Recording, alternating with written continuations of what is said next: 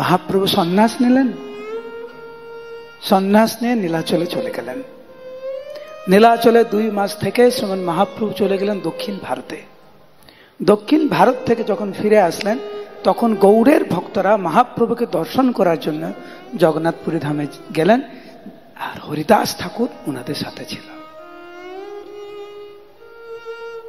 প্রথমবার গৌড়ের ভক্তরা নীলাচলে আসছেন মহাপ্রভুকে দর্শন করার জন্য।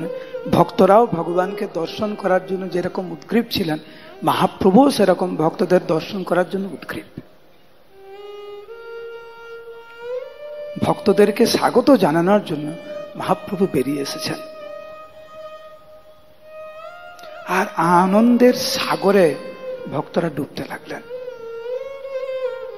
তেষাম তেষাম বাস রানম বর্ণিয়ম না কিঞ্চন সুখ সাগর এ বাসিম সর্ব বিপ্লা বয়ম দিশা।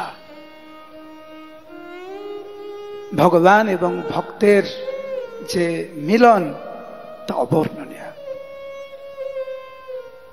আনন্দের সমুদ্র।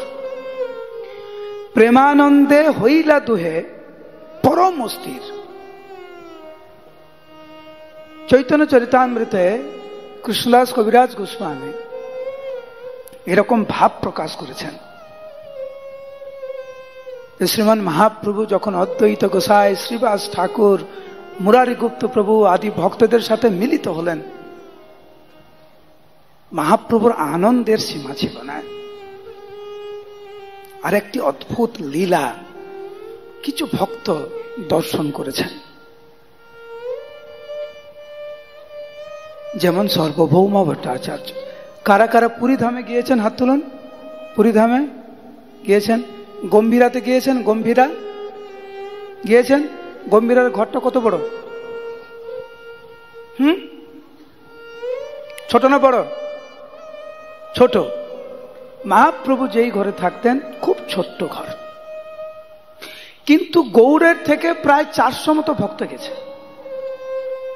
তার সাথে পুরীর ভক্তরাও আছে, অনেক ভক্ত। এই মহাপ্রভু গৌড়ের ভক্তদেরকে এত ভালোবাসেন, ওই ভালোবাসা দেখতে পুরীর ভক্তরা সমবেত হয়ে গেছে। কিন্তু গম্ভীরার ঘর একদম ছোট। এখন যদি যান গম্ভীরার যে ঘর, মহাপ্রভু যে ঘরে থাকতেন, সেখানে কিন্তু 15-20 জনের বেশি, 30 জনের বেশি ঢুকতে পারবে না, জায়গাই নেই। কিন্তু অদ্ভুত ভাবে সর্বভৌম ভট্টাচার্য দেখতে লাগলেন যে 400 ভক্ত ঢুকে গেছে ওই ছোট্ট ঘরের ভিতরে। তার মধ্যে নীলাচলের ভক্তরা ঢুকে গেছে, কিন্তু কারোর বসার কোনো অসুবিধা হচ্ছে না। যেইখানে 15-20 জন, 30 জন বসতে পারে, সেখানে 1000 লোক বসলো কি করে? সেই জন্য যে মিশ্রের আবাস সেই হয় অল্প স্থান, অসংখ্য বৈষ্ণব তাহা হইল পরিমাণ। এটা কি করে সম্ভব? এটা সম্ভব ভগবানের ইচ্ছায়। ভগবান যেই স্থানে থাকেন ওইটা তো গোলক বৃন্দাবন।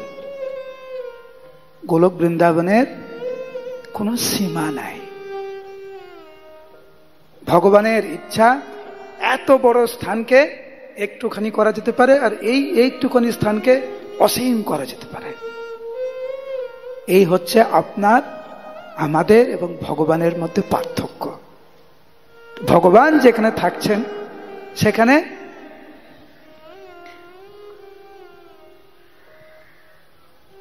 অদ্ভুত ভাবে চৈতন্য চরিতামৃতের শ্লোকে এখানে বর্ণনা করা হয়েছে 1000 কেন, শতশ সহস্র লোকানাম বহুলোকতি। যে 1000 কেন, শত সহস্র কোটিও ভক্ত ওইখানে প্রবেশ করে খুব সুন্দর আরামে বসতে পারে। রামায়ণ আপনারা পড়েছেন? পুষ্পক বিমান নাম শুনেছেন? যখন ভগবান রামচন্দ্র লঙ্কা জয় করলেন এবং উনি ফিরে আসবেন অযোধ্যাতে, ওনার সাথে তো অসংখ্য বানর সেনা, তারা কি করে আসবে? তো ভগবানের ইচ্ছায় পুষ্পক বিমান ওখানে উপস্থিত হলো। আর যেই পরিমাণে বানর সেনা প্রবেশ করলো সেই পুষ্পক বিমান, প্রয়োজন মতো সেই পুষ্পক বিমান বাড়তে লাগলো। এই একটু সররে, আমাকে একটু জায়গা দে রে, ঠেলা ঠেলি কিচ্ছু নাই। ভগবানের ধাম, ঠেলা ঠেলি কিছু নাই। আমরা 10 জন আছে, মাত্র 5টা রসগোল্লা হাফ হাফ করে দিচ্ছে। বলছে এই তোরটা একটু বড় হয়ে গেল না আমার থেকে। গোলক বৃন্দাবনে এরকম কিচ্ছু নাই। কত লাগবে আপনার? কোনো কিছুর অভাব নাই। এইটি হচ্ছে আমাদের জগৎ এবং গোলক বৃন্দাবনের মধ্যে পার্থক্য। কোনো অভাব নেই, কোনো ঝগড়াঝাটি নেই, কিচ্ছু নাই।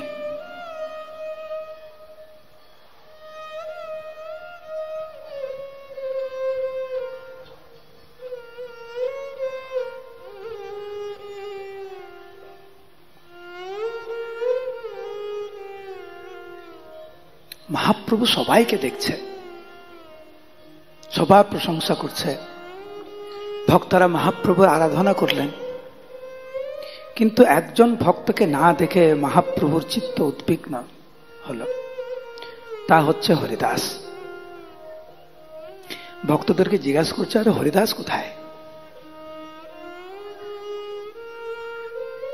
যারা গৌড়ের থেকে এসেছিল তারা জানতো হরিদাস কোথায়। তারা বলল যে প্রভু, হরিদাস এখানে আসতে চায় না, কারণ আপনার বাড়িতে আসতে গেলে, আপনার এই ঘরে আসতে গেলে মন্দিরের সামনে হয়ে আসতে হয়। হরিদাস ঠাকুর ওনার ভাব হচ্ছে মন্দির নিকট যাইতে নাহি অধিকার, আমার কোনো অধিকার নেই মন্দিরে সামনে। মহাপ্রভু বলেন, ওকে বলো আমি ডাকছি। ভক্তরা দৌড়ে গেলেন। হরিদাস ঠাকুরকে, যিনি হচ্ছেন জগন্নাথ পুরীতে যে মূল যে রাস্তা, যেখানে রথযাত্রা হয়, বড় রাস্তা বলে, সেইখানে হরিদাস ঠাকুর রাস্তার এক কোনায় বসে হরিনাম করছেন আর ভগবানকে ডাকছেন। ভক্তরা গিয়ে বললেন, প্রভু, মহাপ্রভু আপনাকে ডাকছেন। তৎক্ষণাৎ হরিদাস ঠাকুর বিনম্র চিত্তে ক্রন্দন করতে করতে বললেন যে আমি তো যেতে পারবো না। হরিদাস কহে, মই নিচ জাতি ছাড়, আপনারা দয়া করে মহাপ্রভুর কাছে বলুন যে উনি যদি কৃপা করে আমাকে একটা নিবৃত্তে একটি স্থান আমাকে দেয়, আমি ওইখানে থেকেই ওনার সেবা করতে চাই। তারা এসে মহাপ্রভুকে বলছে হরিদাস ঠাকুর কি বলেছে, নিবৃত্তে টোটা মধ্যে স্থান যদি পাও, টোটা মানে বাগান, নিবৃত্তে টোটা মধ্যে স্থান যদি পাও, তাহা পরি রহ একলে কাল গোয়াও, জগন্নাথের সেবক মোর স্পর্শ নাহি হয়, তাহা পরি রহ মোর এই বাঞ্ছ হয়। মহাপ্রভু যখন ভক্তদের থেকে এই কথা শুনলেন, মহাপ্রভু দাঁড়িয়ে গেলেন। উনি বসেছিলেন এতক্ষণ থেকে, দাঁড়িয়ে গেলেন। ভক্তরা দাঁড়িয়ে গেছে। মহাপ্রভু বলেন, তোমরা কেউ আমার সাথে আসবে না, আমার হরিদাসকে আমি নিজে খুঁজে নেব। এই বলে মহাপ্রভু বাইরে আসলেন একাকী। উনি জানেন ওনার ভক্ত কোথায়। একদম সোজা গিয়ে হরিদাস ঠাকুরের কাছে গেলেন। আর হরিদাস ঠাকুরকে দেখে মহাপ্রভু অঝরে কৃষ্ণ প্রেমে ক্রন্দন করতে লাগলেন। ভক্তকে দেখে ভগবান ক্রন্দন করতে লাগলেন। হরিদাস ঠাকুর নিজেকে আর সম্বরণ করতে পারলেন না। দুইজনে প্রেমাবেশে করেন ক্রন্দনে, প্রভু ভৃত্য গুণে বিকল, প্রভু ভৃত্য গুণে। এক কথায় দুইজনেই বিকল হয়ে গেলেন প্রেমে।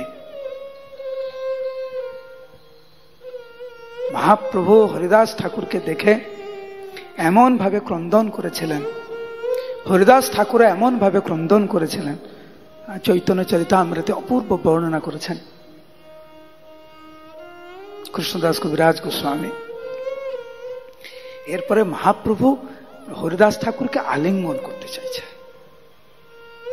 তখন মহাপ্রভুকে হরিদাস ঠাকুর বলছেন, না না প্রভু, দয়া করে আপনি আমাকে আলিঙ্গন করবেন না, আমাকে স্পর্শ করবেন না, আমি নিচ জাতি, অস্পৃশ্য, নরাধম, পামর, দয়া করে আমাকে কৃপা করুন প্রভু, আমাকে আলিঙ্গন করবেন না, আমাকে স্পর্শ করবেন না আপনি। তখন মহাপ্রভু বলছে, হরিদাস, তোমাকে পবিত্র করার ক্ষমতা আমার নাই। আমি তোমাকে আলিঙ্গন করছি তোমাকে পবিত্র করার জন্য না,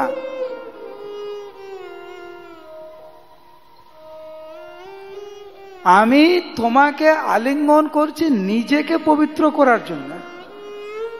তোমার স্পর্শে যদি আমি পবিত্র হতাম, সেই জন্য মহাপ্রভু বলেন চৈতন্য চরিতামৃতের কথা, প্রভু কহে তোমার স্পর্শে পবিত্র হইতে, কারণ তোমার পবিত্র ধর্ম নাহি কো আমাতে। সেই ক্ষমতা আমার নেই যে তোমার মতো ভক্তকে আলিঙ্গন করে আমি তোমাকে পবিত্র করব না, আমি তোমাকে আলিঙ্গন করছি আত্মপবিত্রতে। এরপরে শ্রীমান মহাপ্রভু হরিদাস ঠাকুরের প্রশংসা করে বললেন, ক্ষণে ক্ষণে করো তুমি সর্বতীর্থে স্নান। প্রত্যেকটা মুহূর্তে তুমি সর্বতীর্থে তুমি স্নান করো। এখানে আপনারা কোনো তিথিতে, কোনো বিশেষ দিনে নদীতে স্নান করতে যান, হ্যাঁ কিনা? কখনো কখনো আপনারা এখানে সবচাইতে পুণ্যবান নদী নাম কি?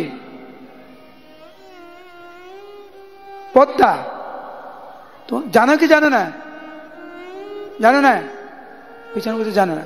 পদ্মা বলে নদী আছে, যেটা জানো তো? এটা জানো তো? শাস্ত্রের বর্ণনা, পদ্মা নদী হচ্ছে গঙ্গার মতো মহিমান্বিত। গঙ্গাতে স্নান করে যে ফল পাওয়া যায়, এই বাংলাদেশের এই পদ্মাতে স্নান করে একই ফল পাওয়া যায়। কেন? কারণ শ্রীমান মহাপ্রভু এই পদ্মা নদীর তীরে 2 মাস যাবৎ থেকে প্রত্যেকটা দিন উনি পদ্মাতে স্নান করছেন। সেই জন্য শাস্ত্রে এই বর্ণনা। মহাপ্রভু বলছেন যে ক্ষণে ক্ষণে করো তুমি সর্বতীর্থ স্নান। কার কার ইচ্ছা আছে প্রত্যেকটা দিন সর্বতীর্থে স্নান করার? বলুন হরি বল। কেমন হতো আমাদের প্রত্যেকটা দিন সর্বতীর্থে স্নান করা। ক্ষণে ক্ষণে করো তুমি যজ্ঞ তপদান। সর্বক্ষণ তুমি সর্বতীর্থে স্নান করছো, সর্বক্ষণ তুমি যজ্ঞ করছো, তপ করছো, দান করছো, সর্বক্ষণ নিরন্তর করো 4 বেদ অধ্যয়ন। এটা সম্ভব নাকি? সর্বক্ষণ স্নান করছে যে, সে সর্বক্ষণ আবার বেদ অধ্যয়ন করে কি করে? যে বেদ অধ্যয়ন করছে সর্বক্ষণ, সে যজ্ঞ করে কি করে? যিনি যজ্ঞ করছেন সর্বক্ষণ, তিনি তপ কি করে করছে, দান কি করে করছে সর্বক্ষণ? আর মহাপ্রভু বলছে এটা কি করে সম্ভব? সম্ভব। যিনি ঐকান্তিকতার সহিত 2 হাত তুলুন, 2 হাত তুলুন, উচ্চ স্বরে বলুন, হরে কৃষ্ণ হরে কৃষ্ণ কৃষ্ণ কৃষ্ণ হরে হরে, হরে রাম রাম রাম হরে হরে। যিনি নিরন্তর হরিনাম করেন শুদ্ধভাবে, তিনি নিরন্তর সর্বক্ষণ সর্বতীর্থে স্নান, সর্বক্ষণ যজ্ঞ তপ দান 4 বেদ অধ্যয়ন করেন। এরপরে মহাপ্রভু বললেন যে তোমার ইচ্ছার কথা আমি জানি, আমি তোমার জন্য সঠিক বাসস্থানের ব্যবস্থা আমি করেছি। তারপরে শ্রীমান মহাপ্রভু এখন যেটাকে আমরা সিদ্ধ বকুল রূপে চিনি পুরীধামে, সেই স্থান শ্রীমান মহাপ্রভু কাশী মিশ্রের থেকে সেই স্থানটি নিজের জন্য চেয়ে শ্রীমান মহাপ্রভু সেই স্থানটি হরিদাস ঠাকুরকে অর্পণ করেছিলেন। শ্রীমান মহাপ্রভু হরিদাস ঠাকুরের জন্য প্রত্যেক দিন উনি যাতে ঠিকমতো প্রসাদ পান তার জন্য ব্যবস্থা করেছিলেন। যিনি ভগবানের চরণ কমলে পূর্ণরূপে আত্মসমর্পণ করে পূর্ণরূপে আত্মসমর্পণ করার পরে কেউ যদি ভাবে আমি কি খাবো, কে দেখবে আমাকে, আমি বুড়ো হয়ে গেলে, বুড়ি হয়ে গেলে আমাকে কে দেখবে, যাদের এরকম চিন্তা তাদের ভগবানের প্রতি পূর্ণ বিশ্বাস নাই।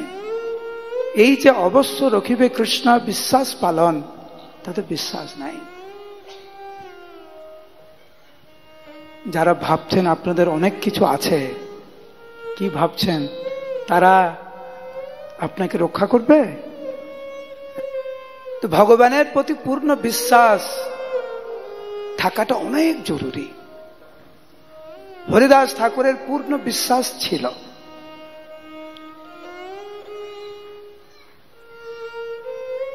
হরিদাস ঠাকুর আমাদের কাছে জ্বলন্ত দৃষ্টান্ত।